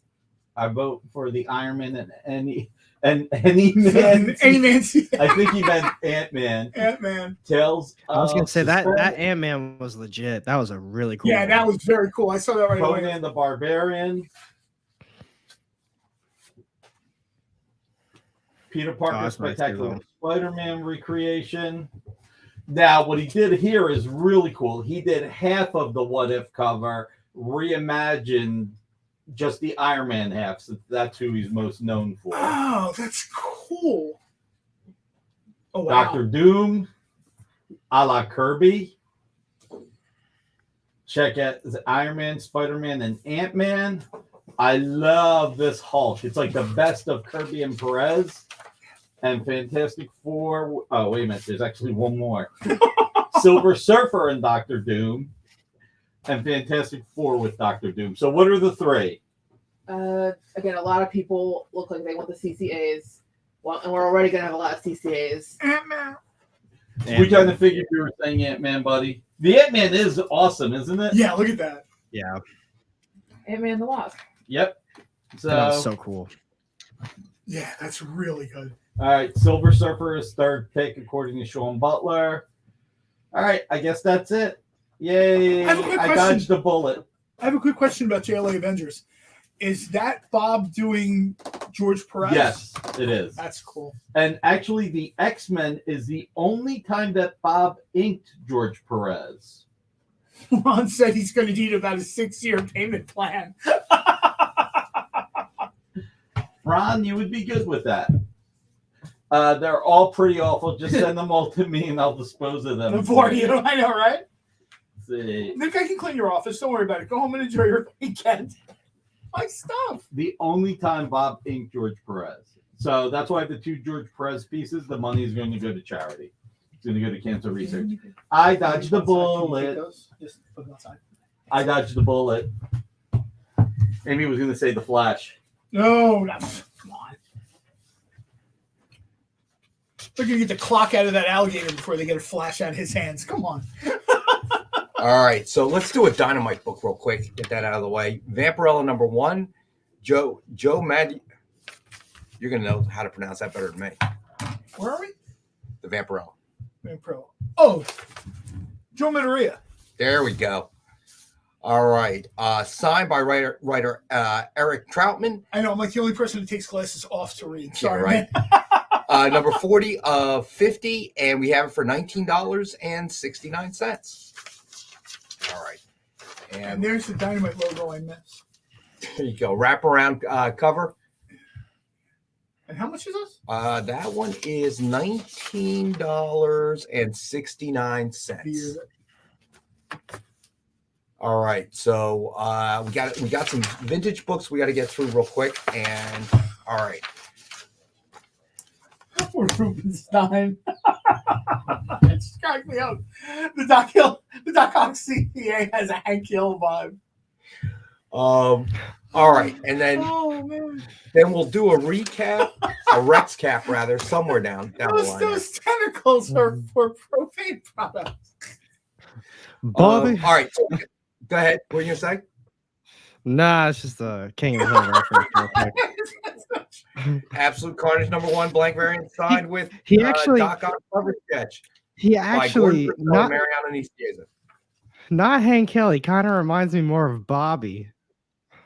I'm gonna ask the artist. Who were you watching in the background while you were doing this? You remember that? I don't know if you've seen all this show. You remember that one episode where I think he doesn't take karate, but he's like, "That's my purse," or he's like, "I don't know you. That's my purse." It kind of that's my purse, Spider-Man. Oh man. So how much are we supposed to do for this Doc Hill thing? This one is, I don't know, we're off the rails now. The Bob's best offer starting at 40. Sean Butler, it's cool. We're hoping to get Mariano back soon. Yeah, he told me today. I asked him today, and he said he couldn't do it today, but he'll. Doc Hill. Doc Hill. He'll be back soon. That's my purse. I don't know you. Oh my god. Oh my god, that's too funny. That's real funny. All right. So next up, we've got Tales to Astonish, number 81. Presumed grade of 5.5. First appearance of Secret Empire Organization and Boomerang. Floating around in the wild for 73 or more. And we have one available for 40. All right. Then we did Tales to Astonish. And then we have Tales to Astonish number 83. Floating around in the wild, $88, $90. And we have one available for 45 and is a presumed grade of 7.0. So this one's in sharp condition. Wow. Jay, don't worry about it, buddy. I'm all good, brother. I am all good. Eagles are 8-0. I'm all good, brother. It's just been a really long day because I've been here since 9:30, so I'm getting hungry and tired. Boomerang is one of those weird characters, right? Like they had him in a weird costume. Yeah. The Boomerangs had nothing to do with it. And then they gave him like jet boots out of nowhere. I remember reading like an old Marvel team up, and he's just like zipping around in boot jets and throwing boomerangs. And I'm like, is it like Assistant Editor's Day? What are you doing? This is terrible, man. This looks cool. Like Spider-Man has an amazing rogues gallery, and they got this guy just, I got a giant boomerang. Maybe it was Bring Your Kids to Work Day. I can't, man. It's like the Dick Sprang thing where, like I'm fighting on a giant typewriter. He's battling Spider-Man on a giant hovering boomerang. And I'm like, wait, what? All right. So then we got Tales to Astonish number 85. Presumed grade of a 6.0. Floating around in the wild for around $80. and we have one available for $50. This was a clean one too. This is very clean. Sean, can we block Sean? I'm Why? kidding, buddy. Color Philly? Come on now. Come on. Hey, You meant that's well. enough reason to block him. But Byron's the Philly after the show. All right, then we've got Tales to Astonish number 100, presumed grade of a 5.0, floating around in the wild for around $90, and we have one available for $50. Oh, I really like the view here, the orientation here. This is wow. And I the like wings, this a the lot. wings haven't fallen off yet. Now that's like a John Byrne thing. Like the ocean has become too toxic that my wings have fallen off. I'm like, dude, I know you miss Chris Claremont, but stop it. Oh my God. My wings have fallen off. All right, then we've got Fantastic Four number 119. Black Panther starts going by Black Leopard for a brief time. And Cold Tiger. That's another name. I looked that up because they thought Black Panther was going to be like too politically charged. Right. Black Panther. Right. They tried to get Cold Tiger over, and people were like, "No, stop that." And we have one available for $30. Sean, cut there, bro. Sean, I'm still not over the Astros thing. All right, so give me a couple of weeks. I've given him so much free food. He doesn't even say He thank does. you anymore. He's I like, do "Just so. put it on my desk." I say thanks. I say thanks. My daughter liked it. There wasn't enough for two of us. Well, she's not home very much anymore, so I ate the whole John Cole by myself. Oh, did you really? Yeah, it was 3 separate meals. Though. It was so big, That's a dude. big sandwich. That was big. And actually, the bread was great toasted. When you stick it in the oven to warm it up, nice, That's why I was crunchy like, on the "Please don't outside. microwave this." I listened to you. I did not microwave it. I popped the oven on, got some tin foil, and stuck it right in there for 15 minutes, like you said. Yeah. All right. So then That's one of the things we did when we tested these sandwiches for this week. reheating. We reheat it. Like we leave it. Like we'll make the sandwich, we'll test it, we'll leave it. The next day we'll come in and we'll see to reheat it. If it doesn't reheat well, there's no sense in selling a 3-foot sandwich. Yeah. Because me and maybe 8 other people in this town will eat an entire 3-foot sandwich in one sitting. Yeah, maybe a family of 4. Yeah, But, that's true. All right. So then we had Fantastic Four number 147. Jay, now I want a King of the Hill cosplay cover with characters dressed as Spider-Man villains. And we have one I'm not- available at $60. What'd you say, Alec? I would take covers, like a Hank Hill cast. Oh man, dude, your villain, internet is hero. really sucking now. Yeah, he's bad. This is my preferred version of Namor. I like the wings. I like the black costume. I like the WWE Championship belt with the big logo on it. Yeah, but how do the wings around his ankles get out of the suit? Because there's still suits in it. Must be really tough to get dressed when you're in a rush. He's a king. People dress him, man. He's like, chop, chop, Imperious Rex. Get my uniform on. Must be really tough for the servants to get his suit on when he's in a rush. Take the wing out. Your Highness, can you push the wing a little bit out a little bit this way? All right. Then we had Fantastic Four number 148. And we have one available for $40. Unstable molecules, man. Very good, Preston. Unstable molecules. Oh man, this is going to be one heck of a Rex cap. Just Rex Cap. We don't have 3 hours, man. Just look, rewind. Hey, it if you yeah. have I to. can talk fast. All right. So then we had Fantastic Four number 149. And we have one available for $60. And Namor is in John's preferred suit. All right. And then the last one of the night, we have Incredible Hulk number 118, floating around in the wild for about 125. And we have one available for $70. And if everybody remembers, please hit thumbs up. Helps us out a lot. Helps us grow the channel. We appreciate it, as we always appreciate our viewers. All right. We got 7:47. It's time for the Rex cap. Should I take a breath? All right, here we go. Buckle up. Preston, you still there? Of course you are. All right, here we go. Starting from the top. Are you ready, JD? Thank you, Preston. Well, I haven't finished the Rex cap yet. All right. JD, you ready, buddy? You want to crack your knuckles or whatever? All right. Tales to Astonish number 71. Presumed grade of 5.0. First appearance of Seaweed Man and Lord Vashti. And we have one available for $25. Then we had Tales to Astonish number 72. Floating around the wild for 84. We have one available for 65, presumed grade of 7.5. First appearance of Faceless Ones and Xantor. Then we had Tales to Astonish number 73. Floating around the wild for 82. It is a presumed grade of 7.5. First appearance of Demon of Diamonds and Amphibian. And we have one available for 60. Then we have Tales to Astonish number 74. Floating around the wild for 60. And we have one available for 45. Presumed grade of 6.5. I'm going to throw out one last thing, which Rex and Amy will kill me for. No. But because John talked up Lord of the Jungle so much, don't know which cover you're going to get. You might even get an FOC cover incentive. But anybody who bought something tonight will get one Lord of the Jungle number 1. Nice. Awesome. So, You're welcome, everybody. It is one of the best books we've ever published. So if you like it, please tell all your friends. A couple people mentioned that maybe you could text your friend Dan Jergens again and see if he'll do John Carter the same way that he did Lord of the Jungle. The same sort of vibe. Yeah, that's a great idea. Let's get Lord of the Jungle selling more. Hey, JD, where did we leave off, buddy? And by the way, I've been joking. Nick just not just text people. There's a lot that goes into putting these books together. It took 9 months to put Lord of the Jungle together. Nick just said it. That's what I said earlier. They had Thank to you, wait. JD. It took 9 months to get the schedule where like Dan could do this book. This wasn't just. All right, I'm going to get to the best offer books. We're running out of time for the best offers. All right, so first best offer book was Green Arrow number 1, signed by writer J.T. Krull. It is a best offer book starting at 15, and so far we have no claims as of the moment. I'm sorry, JD, I threw you out of order, I know.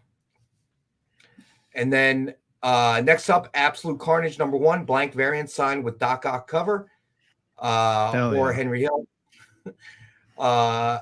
Sketched by Gordon Purcell and Mariano Nicieza. Suggested retail of $149.99. It is a best offer book for $40. And then finally, we had the statue, Submariner Namor statue. It was a best offer statue, and John Spilios is in the lead at $450. And there's really no offers on that Carnage book with Doc Ock? Yeah, and it's surprising. All right. Sorry about that, JD, going out of order on you like that. So I think we are on Tales to Astonish number 74. Whatever. If we show it again, we showed it. All right, we're Rupenstein. Gotcha, buddy. Where Rupenstein is in for 40. Gotcha, my man. All right. 74. Thank you, JD. Tales to Astonish number 74, presumed grade of 6.5, and we have one available for 45. You got Rupenstein's bid? Yes, I do. Thank you. Then we have Tales to Astonish number 78, floating around the wild for around 100, 105, presumed grade of 7.5, and we have one available for 70. Then we had Tales to Astonish number 81, floating around the wild for around 75, 73, 75. And we have one available for 40. It is a presumed grade of 5.5, first appearance of Secret Empire Organization and Boomerang. Then we had Tales to Astonish number 83, floating around the wild around 88, $90. And it's a presumed grade of 7.0. And we have one available for 45. Then we had Tales to Astonish number 85, presumed grade of 6.0, floating around the wild for around 80, and we have one available for $50. Then we had Tales to Astonish number 100, floating around the wild for around $90, presumed grade of 5.0, and we have one available for $50. All right, and one of the big ones, X-Men number 6. Presumed grade of 4.0. Namor is established as a mutant in this issue. We have one available for $450. Then we had Fantastic Four number 119. Black Panther starts going by Black Leopard for a brief time. We have one available for $30. Then we had Fantastic Four number 147, We have one available for $60. Then we had Fantastic Four number 148, and we have one available for $40.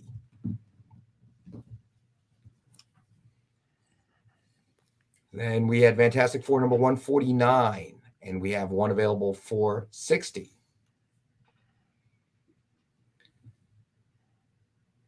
Then we had Incredible Hulk number 118 floating around in the wild for $125. We have one available for $70.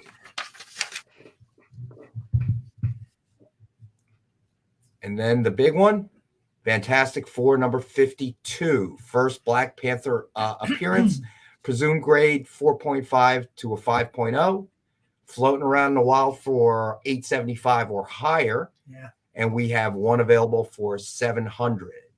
And Nick did say, I'll just throw this out there. Nick did say if somebody wants this book that, some sort of, payment plan type thing can be worked out because, $700 isn't, like a $20 pickup. Unless you're John Cole. Then we had king size Marvel superheroes, presumed grade of about a 3.5, we're going to call it. And we have one available for $20.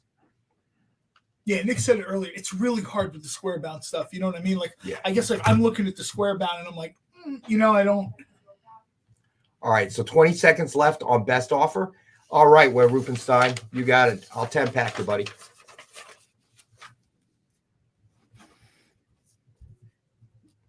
All right, I got you, Ware Rupenstein. Got a 10-pack coming your way, bro.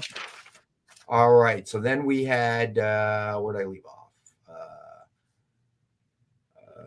Let me see, I've lost my place. Oh, here we go.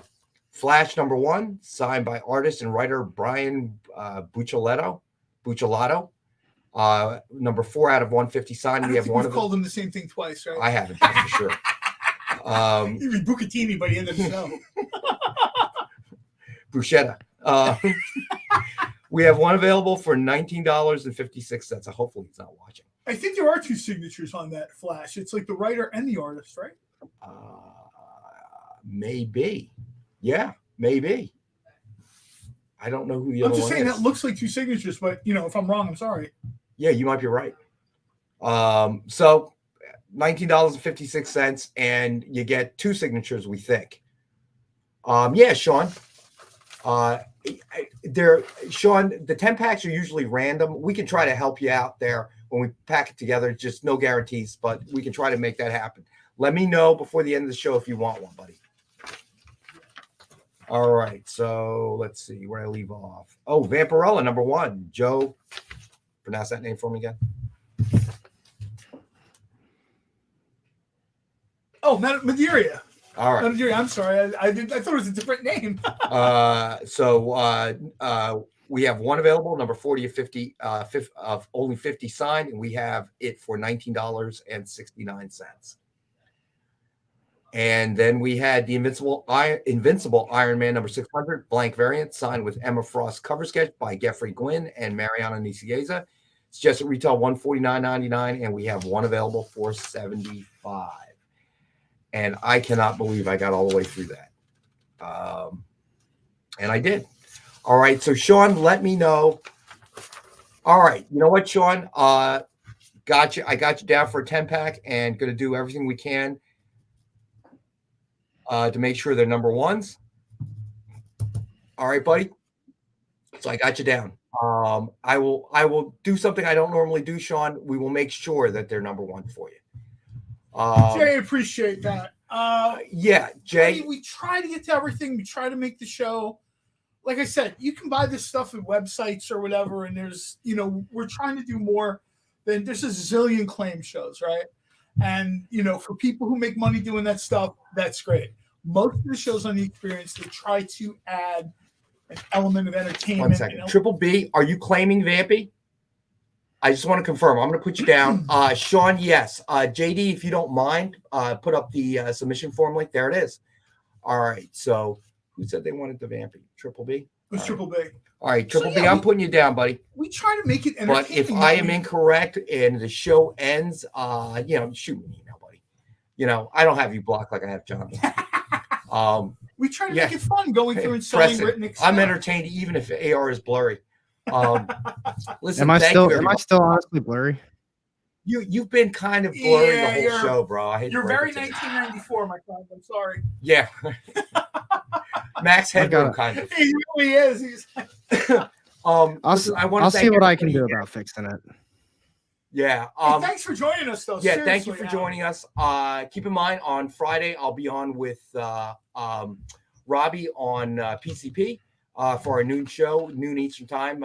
Don't even know what the topic is going to be. We'll make it up at about 11:30. Yeah, pretty much. Nick will be on with his original art show with great stuff. Obviously, original art with Shuri first and second appearance.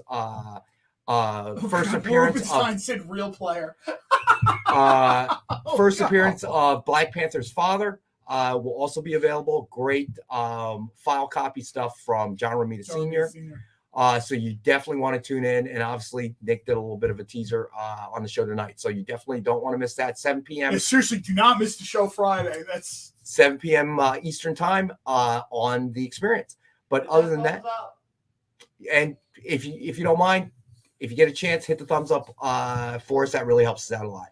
All right, so I want to thank blurry, choppy Alec. We want to thank real player Alex. I can't even tell. Okay, yeah, you got to move around, Alec. I don't know if you're frozen or what. You know. Thanks everybody for joining us, man. Thank you, JD, for pushing the buttons behind the scenes. I know today was a real challenge. We had way too many books, and I moved enjoy out your of work. comic book day. Black Panther comes out tomorrow or Friday, depending on where you live. And thank you, Jay Burns, for being producer of our show on Mondays. Really appreciate it. Thanks for joining us. You got it, buddy. Super excited. I guarantee you we'll do everything we can to get you number ones and nothing but. Next week we do 4 books. Yeah, 4 books and we're done. One each 30 minutes. A lot of talk about Spare will happen on Monday. So again, have a great night, everyone. We will see you guys soon. Yeah. Monday. Thank you, guys. Have a good night. See you, Alec. Get the inside scoop on everything happening at The Experience every week. Join our mailing list by scanning the QR code at the bottom of the screen and then watching your email inbox.